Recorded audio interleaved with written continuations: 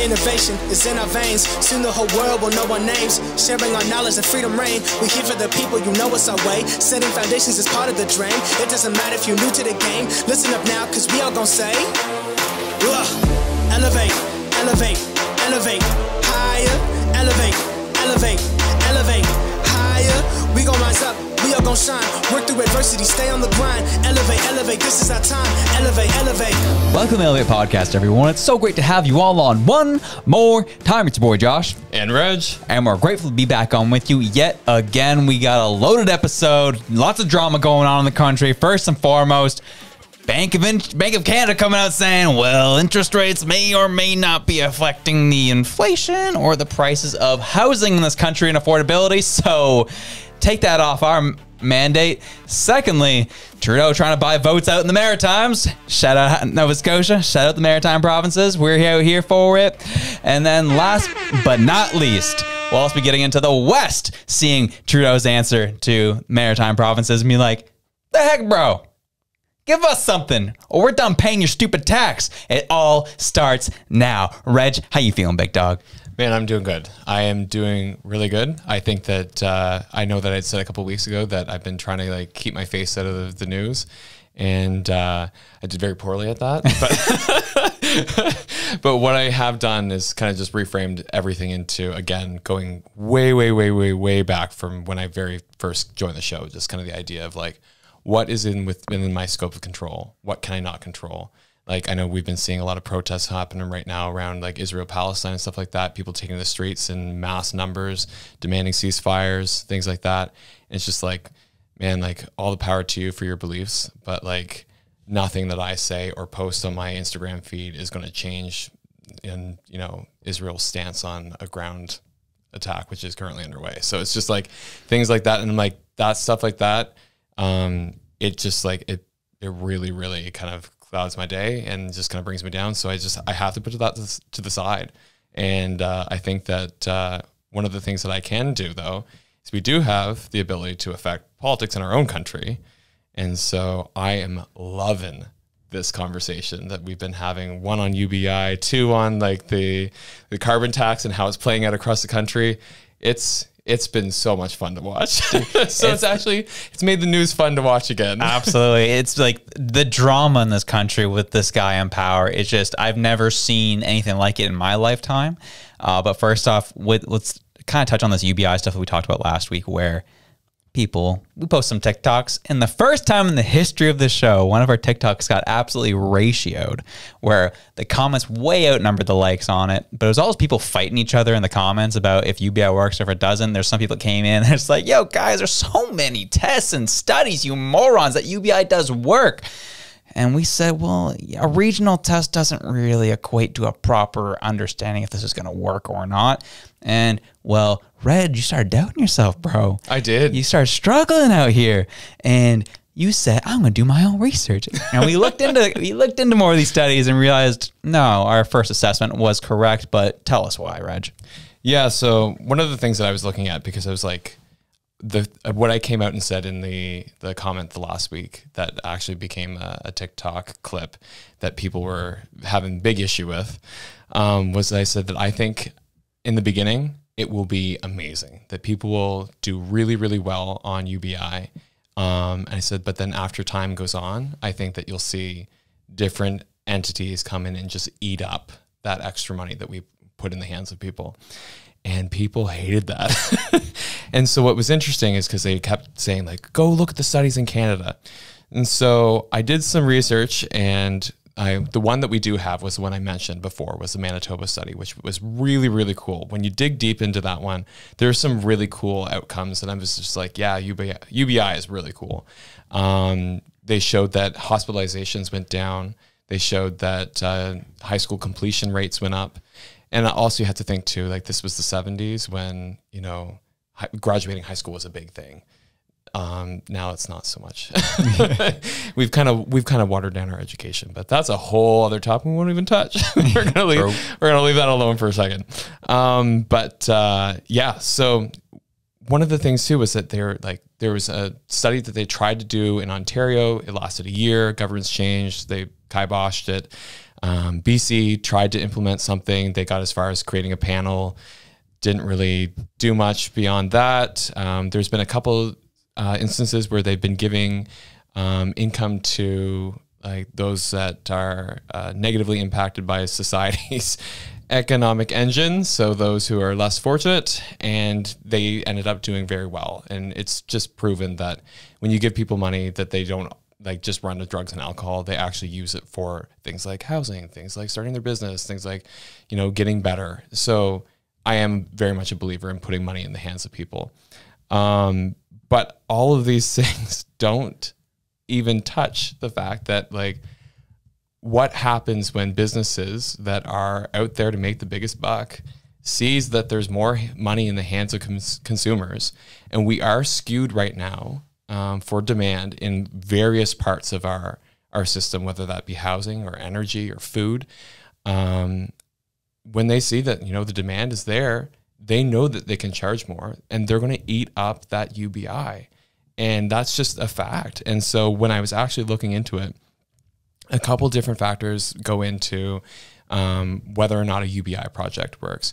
And so part of that is like whether or not you actually follow the true blue UBI of giving it to everyone, because there's a couple different studies where they only gave it to a portion of the population and they didn't give it to others, which had various outcomes. And then it's only been given to certain regions in one place versus others.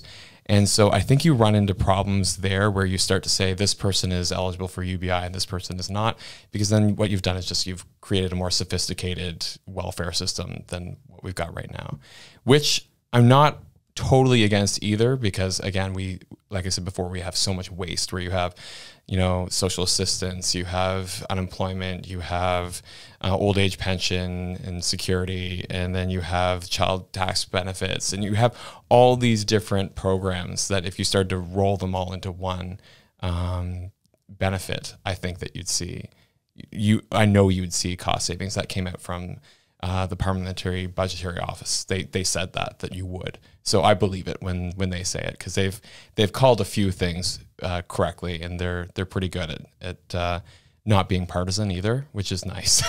It's a rarity that something comes out of Ottawa that you're like, oh wow, especially these days. But so they put out a lot of really good information about that. So I think just going forward, again, it's the idea that there's no silver bullet to things, and the fact that people are just like, UBI works unconditionally, you know, what are you saying? Shut up. Like, that is not what you need to do. When you need to like look at something, you need to say, okay, we've seen some really, really good results, and that's awesome. But I think there might be some drawbacks that we aren't considering. And are those drawbacks enough to hold us back from doing this?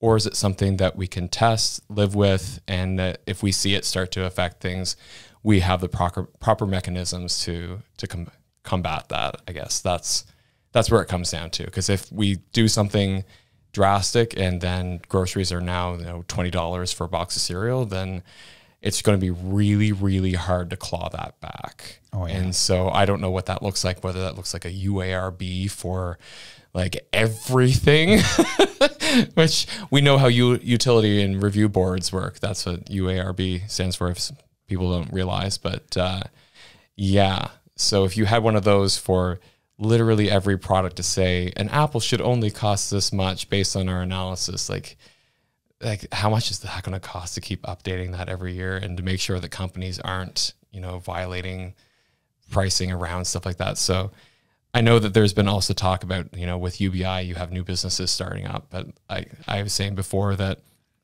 unless you have a lot of new businesses challenging the large telecoms, the large housing conglomerates, the large groceries, like these are the things that you're going to see price increases in. And those are the ones that are going to eat up your UBI because they're in demand things.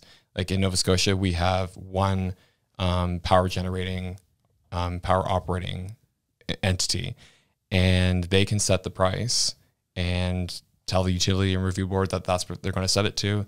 Utility and review board says, oh, we don't think you should do that. Only set it to this amount. And then they go back and just set it to whatever they want anyway. So yeah, I think that's a big thing too to keep in mind, where again, a lot of these tests were done regionally, where they're bringing in goods from outside the area that UBI was being tested in, which isn't going to be affected, obviously. That was kind of more so the concern, because what we're currently going through in our economy, which I think leads well into the rest of the show, is what we're feeling right now. You feel like housing's too much, interest rates are too high, your groceries are too much. Why are we feeling this right now? What is this an effect from? Well, it's an effect from what we went through in COVID.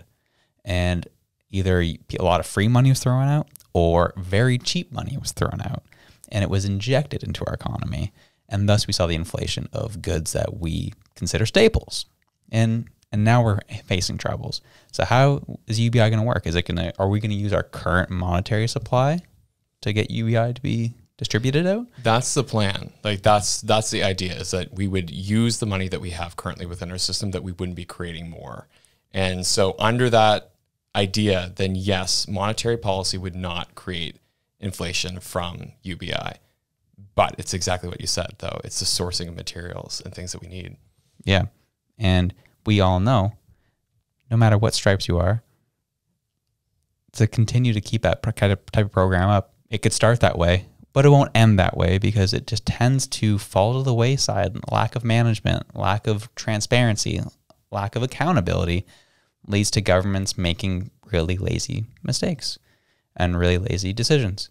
So they get to the point where it's like, oh, well, a lot more people are coming in and we don't have exactly the monetary supply to keep giving out $2,000 a month to everybody. Either we drop the amount that we're giving out or we print more money to give more to these people.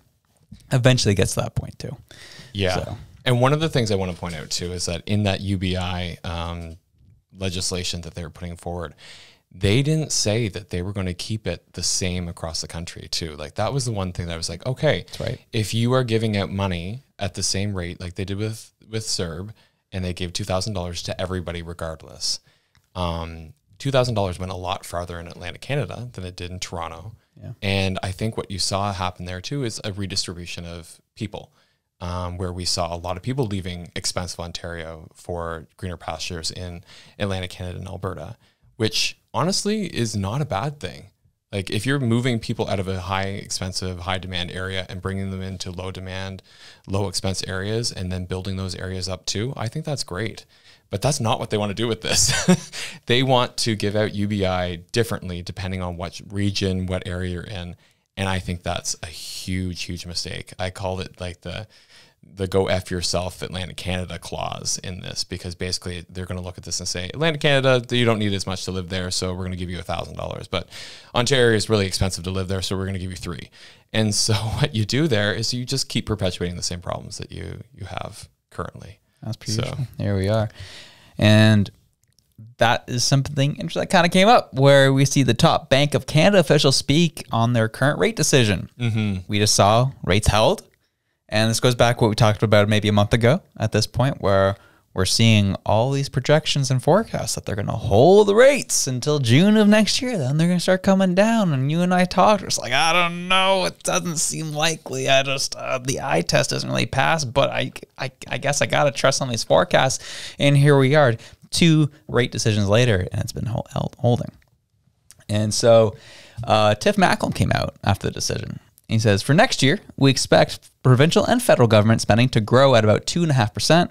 If all those spending plans are realized, government spending will be adding to demand more than supply is growing, in an environment where we're trying to moderate spending and get inflation down. That's not helpful.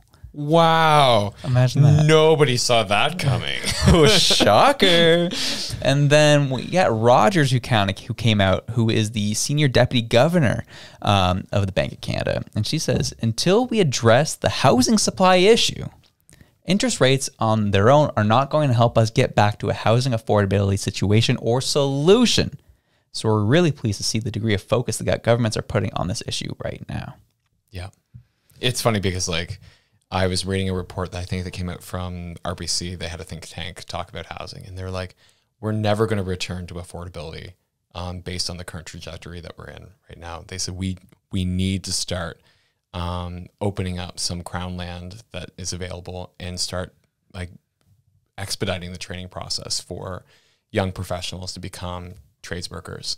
And they just said like, we need trade schools like bursting at the seams right now, and more people need to be pushed through that system faster. Like, there's no reason that we should have the trades take as long as that they do. Like, bring a 3-year program down to a 2-year program, condense it, put people on job sites from the very beginning. Like, just make it better, pay people while they're doing it, make it so attractive that you don't want to work in a call center, you want to go work out building houses and things like that. Take off the expenses for new businesses that are going to start building houses. Like, there's just so many things that you could do, but they all require governments to reduce taxation, reduce the tax burden on these organizations. Should they take on apprentices? Should they take on unskilled labor? And that's the big thing, right? Is that you have to take your unskilled labor and skill them up, and nobody wants the responsibility of doing that. Government doesn't want to take responsibility for it. Business doesn't want to take responsibility for it. It's a lot of work, man. It is a lot of work, but that's what you have to do. Mm-hmm. And so if businesses aren't doing it, then you got to incentivize them to do it somehow. Yeah, no, you're not wrong. And I think this was interesting because what we see by the statement by Rogers is we're done raising rates. Yeah, is what I heard her say. And it's not going to help with the housing affordability. And these forecasts that we're seeing from the big 6 banks were likely true. And then we're going to start seeing rates come down. And I think they're going to hold these rates, obviously, for the next 6 to 8 months. And we'll see that have an impact. And what I was reading, this is why I thought was interesting, is looking at the stats. These were stats from the States, but they obviously, because we're so close in our economy, so this is relatively true to us as well, is since the 70s, anytime that rate increases stopped, on average 11 months after the last rate increase is when we fall into recession. Mm-hmm. And so say we're done. Say October was the date that we're done raising rates. It's going to wait, we're going to see until September of next year, September of 2024, is when we're starting to feel the effects of these decisions and we'll enter an actual official recession. We're going to see a huge shrinking of our economy, mass unemployment, and we'll see what happens with housing at that point. Yeah. But that's kind of what the projection is at this point, where we're going. Do you see the same thing? At least from the stats I'm reading, this is kind of the pattern I'm seeing. Do you think we'll imitate it again this time around? I don't know. I think that we're going to see things get drug out a lot farther than what people are predicting, because I know that before it was like, oh, we're going to see the crash happen in the spring. Now it's like, oh, it's going to happen in the fall. I think they're going to push it out as far as they can possibly push it, probably until after the election, honestly, when there's no way that they can actually like prop things up any longer.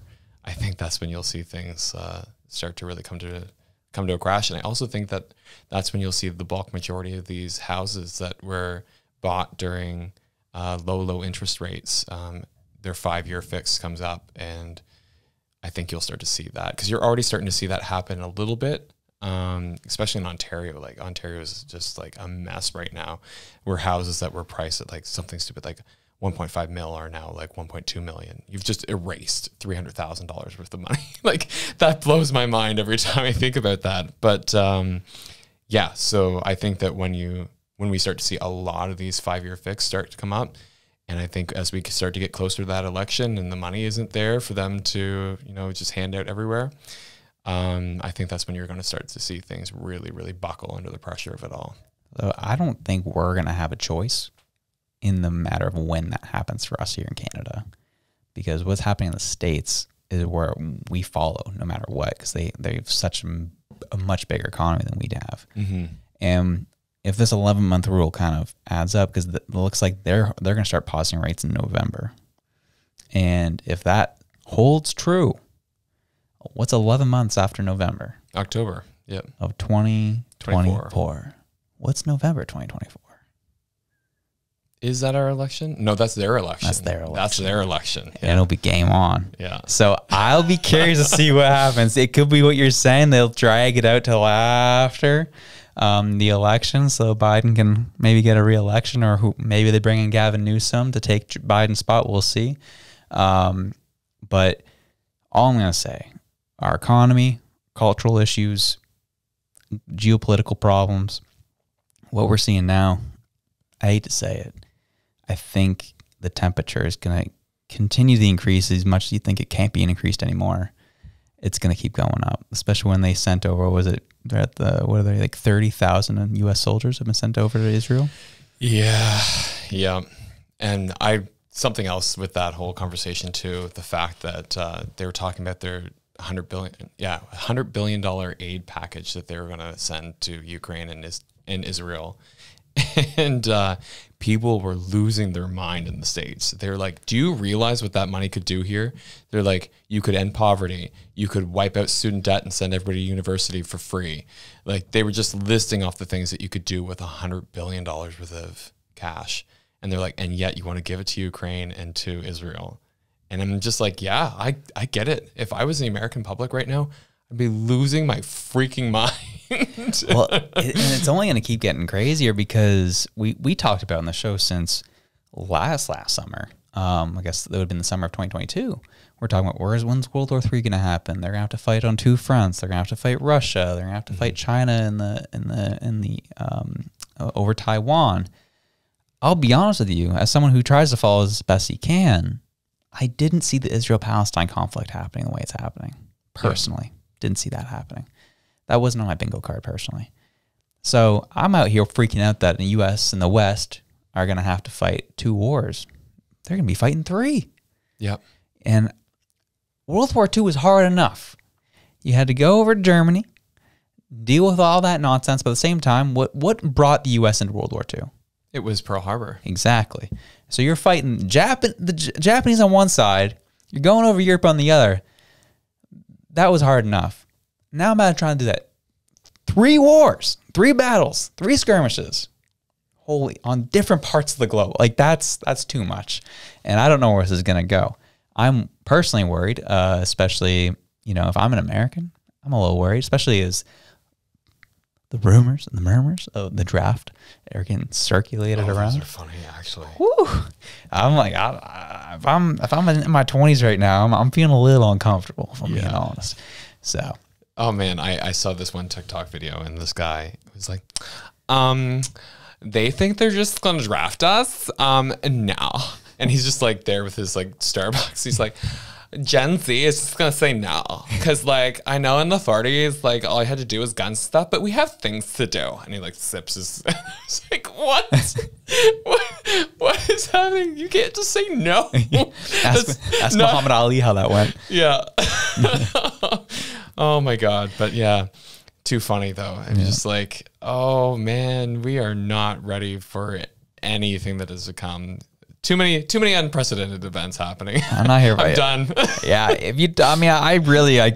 Honestly, I don't mean to make light of people's tough situations, but I'll be honest. If you croaked in February 2020, it wasn't a bad time to do so. Oh my goodness. It's a crazy time out here, dog. But going back to the recession here in Canada, what's a recession? We had 2 quarters of back-to-back negative growth. That's approximately 6 months. Since 2021 here, CTV published that Canada has not experienced 2 consecutive negative quarters of GDP growth, meaning that our country is not in a recession. Given the current data, it's possible that our country may be able to avoid a recession altogether. Interesting statement. I wouldn't trust it. Coming from CTV, keep in mind news are essentially just an arm of the government to kind of, to some degree, want to keep people not freaking out, help them not panic. So you're never really going to see someone publish that we're in a recession until we're probably 5 months into the recession. Exactly. And so right now we are, again, based on the data, believe it or not, we aren't in a recession. I thought, so this is where I'm confused because I thought that we had, I know we had a month or we had 1 quarter of negative. I thought we got our second. The U.S. did. Oh. We didn't. And that was the whole funny thing because that was the drama. It was Biden's second year in office where they redefined what recession meant so that they could say they're not in a recession. But then they didn't have another quarter of bad growth. So it was kind of like it was a really quick on a blip. So that wasn't the recession. Yeah. They was reading up on a report from KPMG. And their survey said that 86% of CEOs believe that we're headed for a recession. these people know their money. Yeah. You know, I'll trust that. The thing about this was this was a report from 2022, and they said within the next 12 months we'll hit a recession.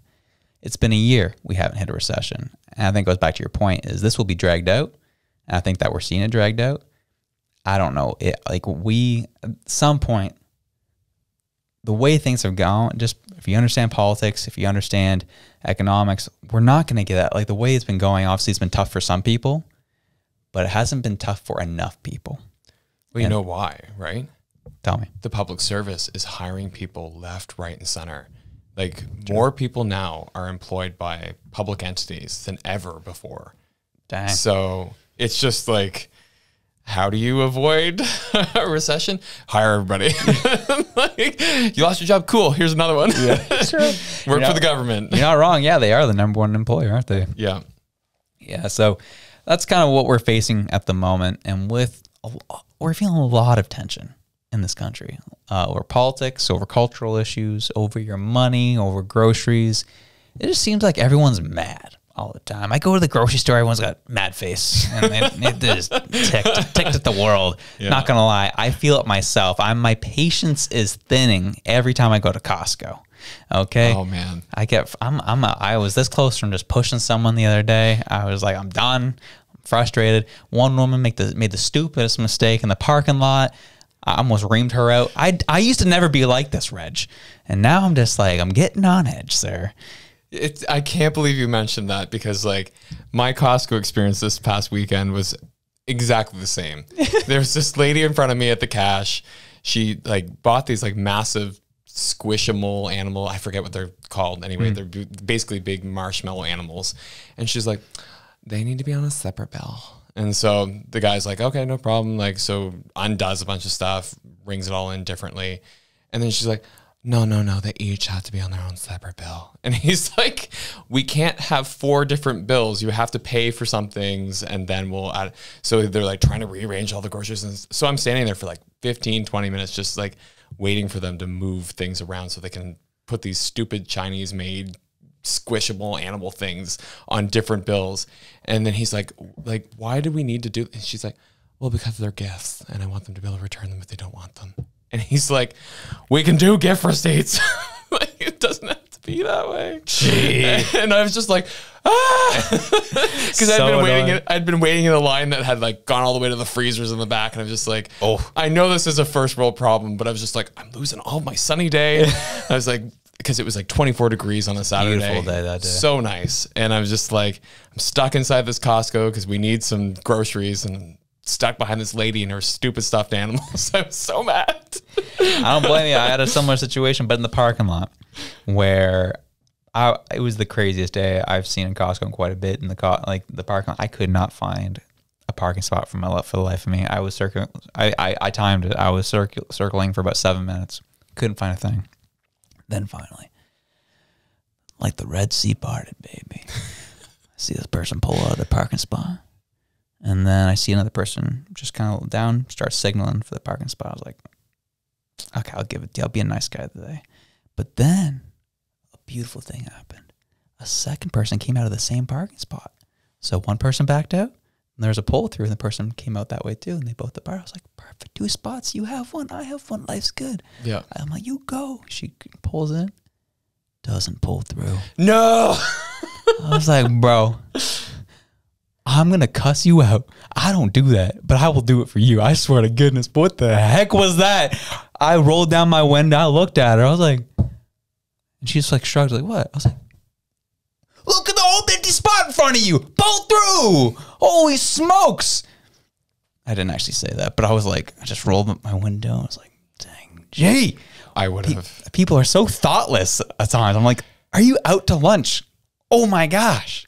So it's interesting because one of the things that they talk about, like especially with healthcare, is the fact that when you have economic crises and things like that, that's when you see people just start to lose their mind over things like parking at Costco, like, which is granted annoying as all hell. But when there's so much chaos happening in the world and you're just trying to keep it together, and then somebody won't pull through the damn parking lot. That is the straw that broke the camel's back. And like, that's kind of how I opened the show too, where I was just like, I have to put all of everything else that's happening to the side because it does. It weighs on you, and it makes the decisions that you make in your everyday life seem astronomically worse. And like, so yeah, I feel, yeah, I was losing that at Costco, and I was like, why am I in this headspace? Like, we have 24 degrees and it's the end of October. This is beautiful. Everybody's talking about global warming. I'm kind of here for it right now, and I'm not gonna lie. it's working out okay for me. But yeah, so I think it really is. It's interesting when you look at health data and correlate it to economic data and see the fact that like heart attacks, stress-related illnesses, strokes, things like these, like things that actually impact people's health. And I actually have a friend just lost his sister last week. It was really kind of a hard week. Lost his sister at 39, heart attack. Jeez. And it's like, this is a 39-year-old woman, not obese, like lost her life to heart attack. And so I think what we really have to think about here is just like, these things are real. Like this recession, whether it comes within a year's time or a year and a half time, it's coming, and people are going to be feeling that. And so we need to be like paying extra attention to the fact that like, we're probably going to lose our minds a little bit more often than usual. We're probably going to like take things a little bit harder than we normally do. And that's okay. Just be aware of it and like be conscious of it and be doing things to bring you back down to baseline, because we can't all be consuming the war in Israel because it's too much. It's just too much, especially when you have too much going on at home. But with that said, looking at what's going on at home, it's kind of funny though. Yeah, I think it's about mental framing too, because if you look at what's happening with Alberta right now and the federal government and Atlantic Canada, it's kind of hilarious, and I love it. Yeah, and we'll get like this thing. What's going on, right? So Trudeau came out and they claim that it has nothing to do with this poll numbers, but let's get on real. It has to do with his poll numbers. He comes out and really wants to give a gift to the Canadian people. He says, you know, what we're going to do is we're going to take the carbon pricing off for 3 years off of home heating oil. People are like, dang nabbit, that's amazing. Thank God. Thank Trudeau. Let's go. I get my oil and my heating bill is going to come down. It's going to be a little cheaper. I can survive this winter. See how this goes.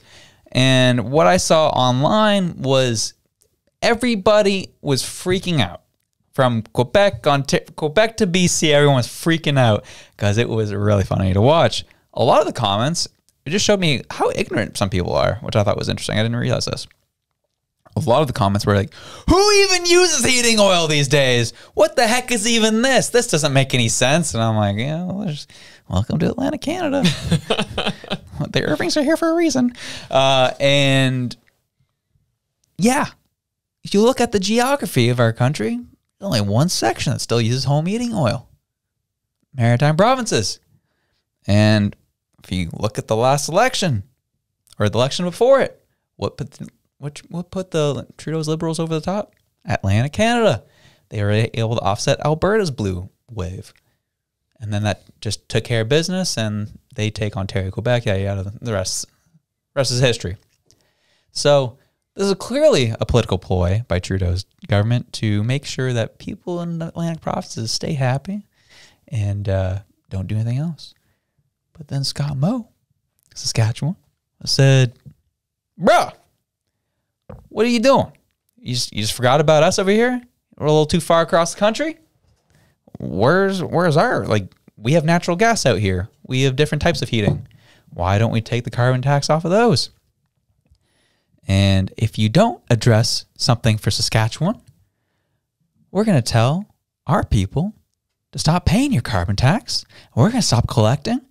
And yes, that might be illegal, but we don't care. And that has led to the drama this past week. I know. My favorite thing is that they weren't even hiding it, because they said, was it the Rural Economic Development Minister, Goody, is that how you say her name? Goody? Hutchins. She said, well, maybe they should have elected more liberal leaders out there. Yep. And it's like, yeah. Oh, got him. It's like, so this really is that political. Yeah. Like you just didn't even hide it. And so in question period today, they grilled them over it. And they were like, you know, I can't believe you'd say that. And they were like, oh, well, you know, the minister was just speaking bluntly that, you know, sometimes this is the case. And it was just like this like weird kind of like trying to make it like nice and everything's flowery and don't worry, it's fine. And then, yeah, when Saskatchewan came back and was like, no, we're not going to pay it then. But the big thing that I don't understand is like, when we talk about like Atlantic Canadians being happy, I hope they're not happy with this, because the idea is that you have somebody driving a knife into your leg and you're bleeding out, and then they stop pushing the knife in and you go, oh, wow, this is so great. That's what we're dealing with right now. It's like, maybe you shouldn't have stabbed me in the first place. Like, from what I'm seeing, I've been kind of traversing social. It seems like a lot of people aren't falling for it. At least the people that like he's done enough. This government's done enough to tick off people out here that like just a little bit of help on their oil isn't gonna help. I mean, I did find the address hilarious though, where he says, it gives you time to get off the oil and get a heat pump, because those work at negative 15 degrees Celsius. Like, this absolute moron. It blows me away, the fact that get off your current primary heat source and get onto a secondary heat source. Like, it's clear, everyone knows this who've studied anything about heat pumps know that you can't use these as your primary heat source. You got to get on something else. But this guy came out in his press conference and said, get rid of the oil, get a heat pump instead. Yeah. And so here's my thoughts on this, is that like, let's say we all move to heat pumps, because I'm actively trying to do that. I have an oil furnace right now. I'm looking at this going, it's like dropping from like 3/8 to a quarter to, I'm like, oh crap, we're getting there. I'm going to have to fill this sucker soon, and I'm not looking forward to that. But so I'm looking at heat pumps, and I'm just like, what happens? Like, we all get heat pumps. Great. Awesome. Better for the environment, better for actually for your homes if you have like any kind of flood or fire like that. One of the biggest problems with remediation after a natural disaster is the fact that when you have oil spill everywhere, it's like 10 times more expensive and harder to clean up, sometimes impossible. Yeah. So I'm all like on the heat pump train. Great. That means your primary source is going to have to be electric heaters throughout your house. That's just the way it is. Or propane. And so the problem that I have is that even if everybody switched over, how are we generating the electricity that goes to run these heat pumps that we're buying from the generating stations? It's still coming from them burning coal and oil and natural gas. So it's like, it's kind of a bit of a head shake, because I'm just like, we don't have the infrastructure right now to go, 100% for everybody for heat pumps in Atlantic Canada. We just don't have it built up yet. And so that was a big problem with the electric cars that they're talking about, is that if everybody went to electric vehicles, we just don't have the generating capacity. And so what I think, if they would be a little more wise in this province and in this country as a whole, they would be putting money into new generating sources like hydrogen, and actually looking at things to expand our production capacity, and then just start selling the power that we produce like crazy. Yeah. Like the fact that like the Site C dam in BC has been an ongoing project now for decades. Just get it done. True. Like, pour more money into that, get it done, get it rolling. Yeah, that one's been caught up with a whole bunch of legal challenges and things like that. Not even actual physical obstacles, more legal obstacles and political challenges and things like that coming through that. So it's like, even if we all went to heat pumps and went on this green wave of, removing heating oil, which I think is a good thing, we still don't have the generating capacity to support all that. And they've been talking about how if you don't have the generating capacity, you run into situations where you have brownouts and blackouts. And what do you do then? So there's been a solution suggested for this, which I thought was interesting. I still think it's one of those like solutions where, yeah, we realize we're creating a problem with this, but this is kind of our solution to maybe get around that. But, you got Tesla solar. That's it's starting to pick up a little bit in terms of production. And they produce their own wall batteries, which are pretty cool. And so what the idea was proposed, I was reading about, was trying to get battery backups into every house in Canada to get around the issue of these brownouts. So they have stuff stored up that they can maybe cut the grid off to a house, and they can still have batteries that will last them, they have energy to last them 48 hours, and they could do rolling brownouts that way. No one will know, but that's kind of how they're going to operate the grid. That was one way they said they're going to get around it, at least with everyone buying EVs. Yeah, I've heard that. And the problem that I have is that the amount of lithium and cobalt and precious metals that you'd have to mine to put battery packs in every house. Dude, it's like totally fine, dude. You don't get it. I don't care about these little children in Africa. It's just, that's freaking, let's go. Put them all as slave labor so we can get these batteries so we can help ourselves feel better here in the West. Yeah. And so that's my problem, right? It's like, it's ridiculous because you're like, we're doing this for the environment. It's like, well, what about the rest of that? So I don't see that as a viable solution. I just don't think that batteries as they are right now, I know like the battery lab here at Dow in Halifax, it's actually a world-class facility. They've been doing a lot of work with Tesla on batteries, and they've been looking at ways to create batteries not using precious metals and like rare earth metals, which is really, really cool. If they can figure that technology out, amazing. Yeah, it's going to be game changing. But until then, I still maintain hydrogen is the way forward. And I keep seeing, it's funny because like I just typed in hydrogen once into my search, and now I've got nothing but hydrogen ads. Oh, of course. But they're all out of Europe. They're all out of Europe, not out of North America. And we had a newcomer to our hockey team. He's straight from north of London. And he was just like, the fact that you people don't have trains everywhere. You like, people. Yeah. What do you mean, you people? I love that movie. That movie would not be allowed to be made in these. Definitely not. Iconic. But he's like, the fact that you guys don't have trains everywhere, like, he's like, it's just wild. And so, and like, yeah, making more efficient transit systems so that we're not burning our precious gas in vehicles would be nice. Having hydrogen backup so that when we overproduce wind energy, we're not just dumping it back into the ground, because that's what happens in Nova Scotia. We produce too much wind energy, it goes straight into a rod in the ground and done, because we don't want to overproduce, because we don't want to overload the grid. And with wind energy, you can't just turn it on and turn it off like you can with a coal-fired plant where you just shovel in more coal. Right. So anyway, yeah, that's where we need to go. And that's where I maintain on that. So no nuclear for you? Nuclear is a hard one. The problem I have with nuclear is that it's not circular. I see. It goes into the ground. Yeah, it does. So I do think nuclear is way better than oil, way better than coal. The problem I have with nuclear is, like I said, it's an interim step. If we had to build nuclear to get us to a better place, I would have to be okay with that. But I do think that the best step would still be hydrogen, because when you burn it, it turns into water, versus when you have a nuclear reaction and you create the spent rods.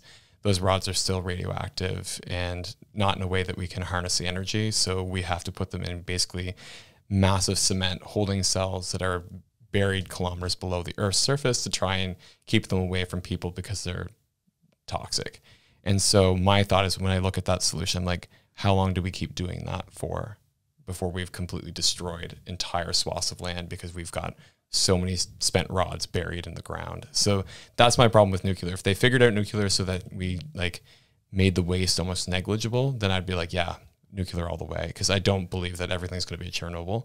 I know that that's not how nuclear plants operate. And I think that's a big scare in society right now with nuclear, is that everybody's worried they're going to be the next Fukushima or Chernobyl. My problem, like I said, is the circularity of it. Yeah, I mean, at this rate, I think someone's going to be more likely to be Fukushima. So, or shoot, I just mixed those two cities together, didn't I? Oh, yeah. What are you saying? Hiroshima. Was it Hiroshima, wasn't it? Either way. Hiroshima? Hiroshima, sorry. Are you talking about the nuclear bomb? Yeah, I think that's going to happen long before we get to figure out nuclear in general. Oh, man. It's not going to be a decision at this point. Friggin'. We'll fix this in post. Friggin' warmongers, dog. Unreal. All right, so I guess in kind of saying that, we're Premier Mo in Saskatchewan said, you know what, like, just screw you guys. We're not going to collect your carbon tax unless you give us some loving out here. Either just get rid of the carbon tax altogether, or at least give us a break on our heating fuel.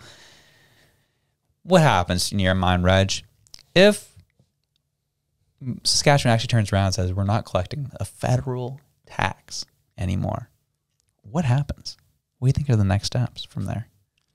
I think the federal government will respond by saying, well, we're not going to give you your health transfer tax. We're going to take out the amount that you owe us for carbon tax out of your health transfer tax.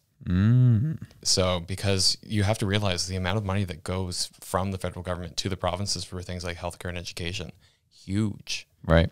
So like, I think there's levers to be pulled on both sides, and that's what leads to separation. I don't know. Yeah.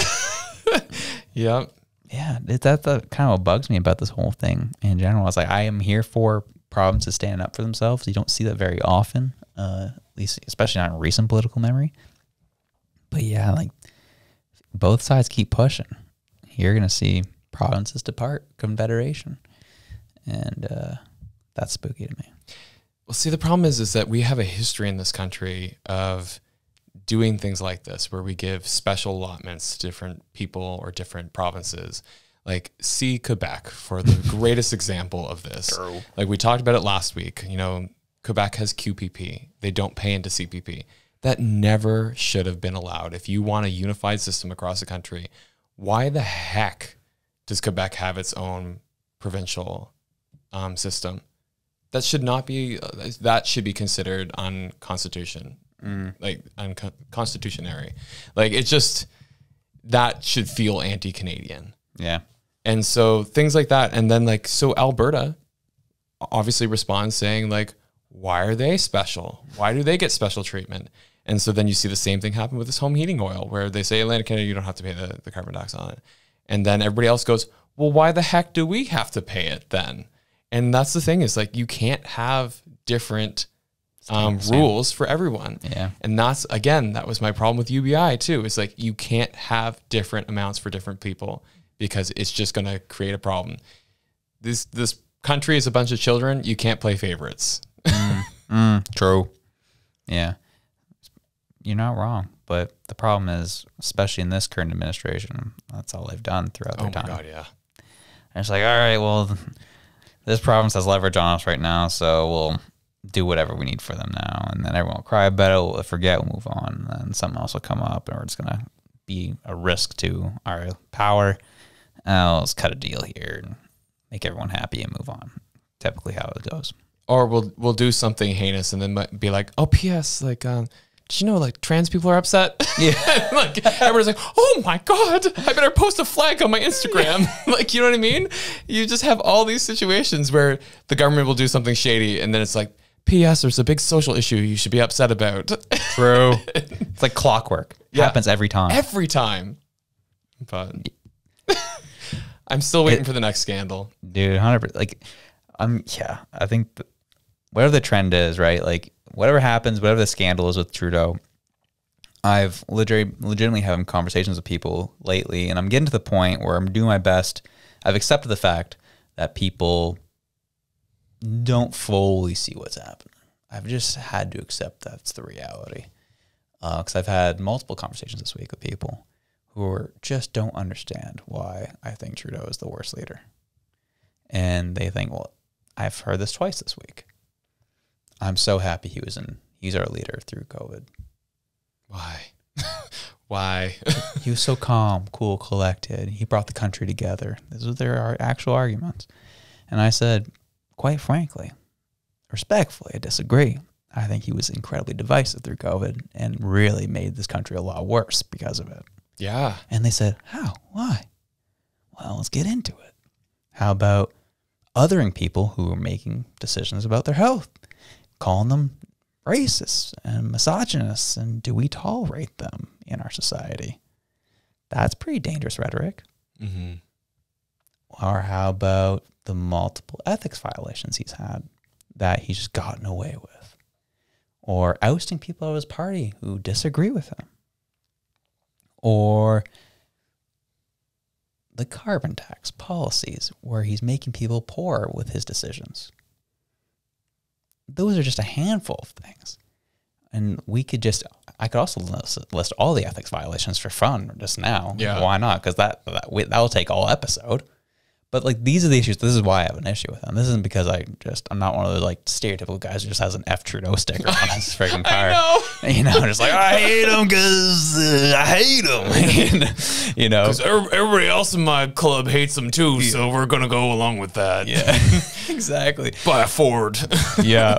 Oh yeah. And then, or anyone who, or a perfect one. Yeah. Shutting down protest in this country because it disagreed with his stance. Absolutely un-Canadian, undemocratic. Undemocratic. That's exactly what I'm looking for. These are the things he's done in his time that show me he doesn't care about being leader of a free country. He wants to be the country. So that's why I'm not a fan of him. That's just an explanation. Maybe I'll make that my 3-minute video throw on TikTok. These are the reasons I actually don't like him. That will spice some people up. And go on. When you do that, like, make sure you just like have one of those fade outs where you just have like S&C Lavalin in one corner and then Arrive can show up in another one. True. So many. Dude, there was like, I saw someone did some serious good work, but found out that one of the numbered companies that received $689,000 from the Arrive can omnibus, per se, for lack of a better term, went to a guy who was just at his house. His address was like in Brampton. And he was called an accountant, and he never went to school for it here as an accountant. Somehow got $689,000. It's people like this stuff drives me nuts. How does this happen? So, yeah. It was because during COVID, everybody was worried. We saw what was happening around the world. It was not a good scene. And so they're like, don't worry, we've got you. And they just threw money at everything. Nobody was like, maybe we should see where that 689,000 went. It was just like, nope, it's going towards this. We need this. This is for safety. We need to tell everyone we're doing stuff for safety, make everyone feel better, know that we're doing something. We're giving money to people. It doesn't matter if, I don't know, this guy could not do anything. He just give money to him because, we need to give the money away. Yeah. And say that we gave away $10 million for COVID education. Like, what? Yeah. And it's funny because, like, I think that is kind of like the big thing for me too, was like the whole COVID thing, like aside from all of the scandals, was just kind of like how that was all treated. And then, the divisiveness has arisen from that. And when I talk to people who are like very much on the left of things, and like, I agree with some of their points, I'll say to them, like, my guiding principle is like bodily autonomy. My gut, like, that is where my gut goes. I'm like, you have very few things in this world that you can control. One of them should be your own body. So that's why I'm like, I'm in support of abortion because of bodily autonomy. I'm in support of people who are anti-vax because of bodily autonomy. And that blows people's minds. They're like, you can't support both. And I'm like, Israel, Palestine, right now. Yeah. Where's your black square? But like, that's my thing, is I'm like, no. My guiding principle, how I live my life, is bodily autonomy. That's why, like, I think that when you become an adult, like, you have full reign over your body. And so that's why, like, through all of this trans stuff, like, I'm like, don't touch the kids, but if you're an adult, go do whatever the heck you want. You have one body in this world, it's yours. And that's why I said the same thing with the abortion issue, the same thing with the anti-vax. If you don't want to get a vaccine injected into your body, totally fine. You have that right because you have bodily autonomy. And people's brains melt over that. It's just, I'm like, why? It seems so simple in my mind. Dude, for real. But it's interesting. You know, it's like, I think the end of the latter half of the COVID stuff was probably the weirdest time that I've obviously seen, where you just saw just random people, Joe Schmo, people that you once loved, just all of a sudden were the enemy because of a decision they made. Yeah. And since it's how it happened, since we've all kind of moved on for the most part, all of a sudden those people are welcomed back with open arms. Oh, you're awesome. Like, I play ball hockey, and that was a thing. If you got the vax, you could still play ball hockey. If you didn't get the vax, you can't come play with us. There's a couple players who just weren't showing up. And so the whisper started. Oh, man, so-and-so, man, he didn't get the vax. What do you think about that? That's crazy. Or like, those are the conversations that were being had. And they were seen as the other. And then a lot of these people, the reason why they didn't get it was because it would complicate something else they have medically. But because they weren't getting it and joining the club, they're obviously the second coming of Hitler, or misogynists, or racists. Weird. Yeah. Weird time in life. Don't want to I'm done revisiting it. I'm over it. But goes back to say, what has this leader done? This is the tension he's created with his lack of understanding, lack of wordsmithing, bad politician, just really wedged barriers in between people. And that's why I'm not a fan of him as a leader. Yeah, and I just find it funny because it just seems like there's not one area that I feel was done well. Like I'm searching because like I find that if I dwell too much on the negative, it's not good. Yeah. So I'm like, okay, what is something that he's done well? And I'm like trying to find it. And I don't know if I can name anything. And to me, I'm just like, even when I didn't like Harper, because I thought that he did a bad job with a bunch of different policies. And I've talked about this before about destroying the epidemiology basis because they didn't collect the census. Stupid things like that weren't in the good like decision-making process. And so, but I can still point to some different things that he did where I'm just like, okay, you know, the way that he handled the financial crisis, the way that he handled our monetary policy, like different things like that. I was like, good job. I'm just like looking for Trudeau's like redeeming qualities. I'm like, guess he legalized weed. Like that's like the one thing I guess I can pick out of all of it. Like that's about it. But I will admit one of I think it was like his first thing he did when he got in was it had an immediate impact. I'll be honest. It just then he screwed us over after.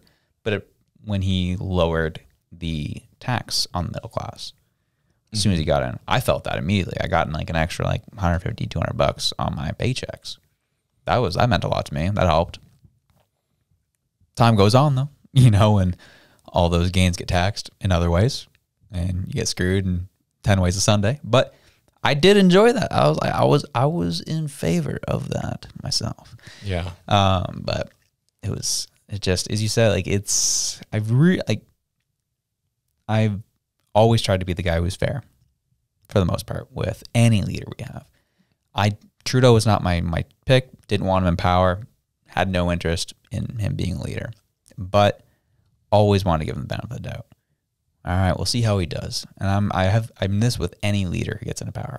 Give him 2 years, see how it goes. After 2 years, they know the job, they know what they're supposed to be doing. He starts being a little more critical.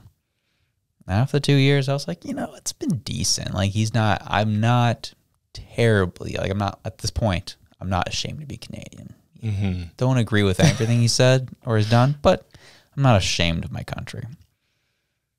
2019 rolls around. I'm like, more things happen, violations, ethics violations. I was like, this doesn't happen. This didn't happen a lot under the other. Like they've done things, but this is starting to be a little bit more than usual. And then, you know, obviously the Gong Show, 2020 on, he's just the worst ever. He went from like, yeah, he's like, okay, I don't agree with that to get him out of here. He's got to go immediately. Well, look at 2023 for an example. Like you had the scandal with India, the scandal with with the Nazi, the scandal with I'm trying to remember the other one. There was 3 that just happened. Oh man, it's all starting to blur together. I think Rivecan's another one, but yeah, Rivecan definitely. But like just so many things, and then the way that money's just been given out to different individuals and companies and corporations, like the amount of money that went to Volkswagen for their EV building in Ontario, like that's ridiculous. True. That's nuts. Not wrong. And this was the interesting part. Speaking of EVs, Ford came out this week and they've cut their EV investment after losing $36,000 on every EV they sold in Q3. Wow. And nuts.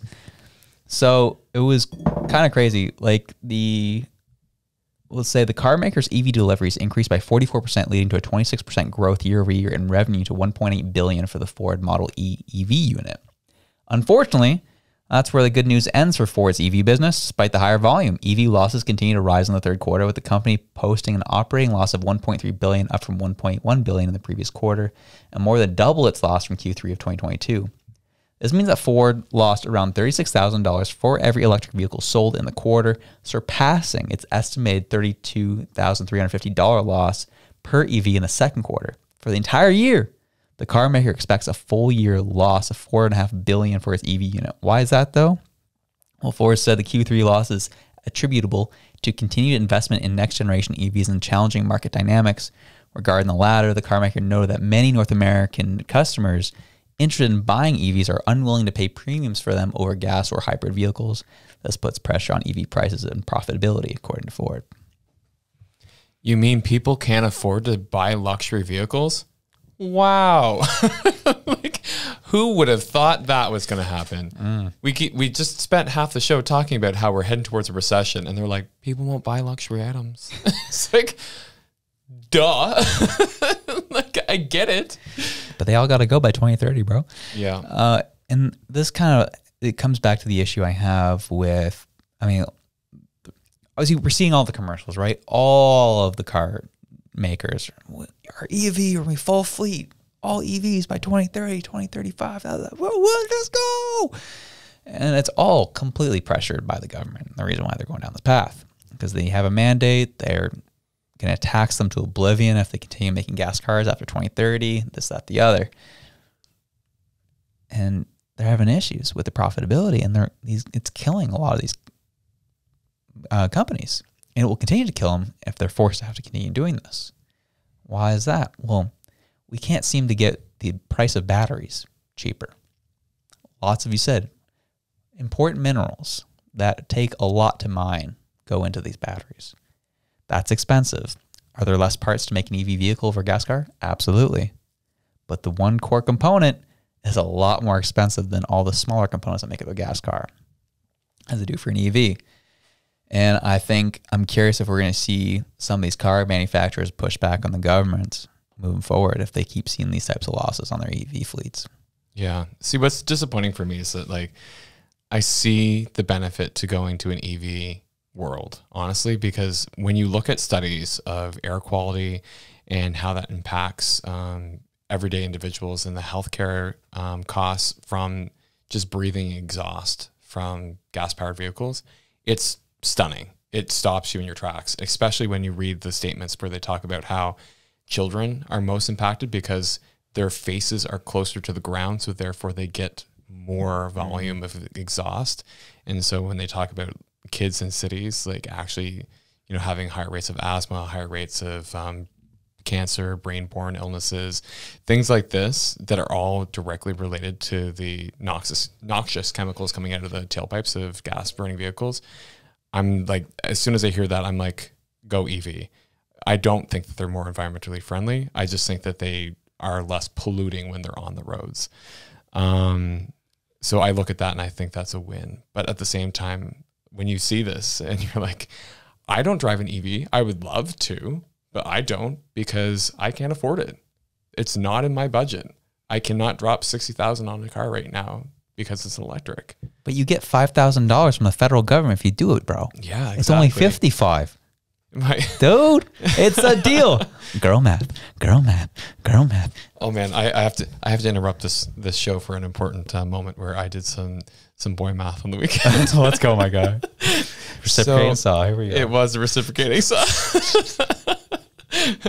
So I have these stumps in my yard and they have to go. And I was like, okay, I can rent the machine to pull them out or to chop them up and take them out that way. And it will cost me $100 a day to do that. And I was like, plus I have to get a trailer hitch put on my car so that I can actually take it to and from the rental place. And that's going to be another like $400 to $500. I was like, or I can buy this new Milwaukee reciprocating saw for $150 and then just take them out myself. So I did. I took some stumps out over the weekend and I made good use of the reciprocating saw. How much was it per cut? How much was it per cut? Did you work it out that way? No.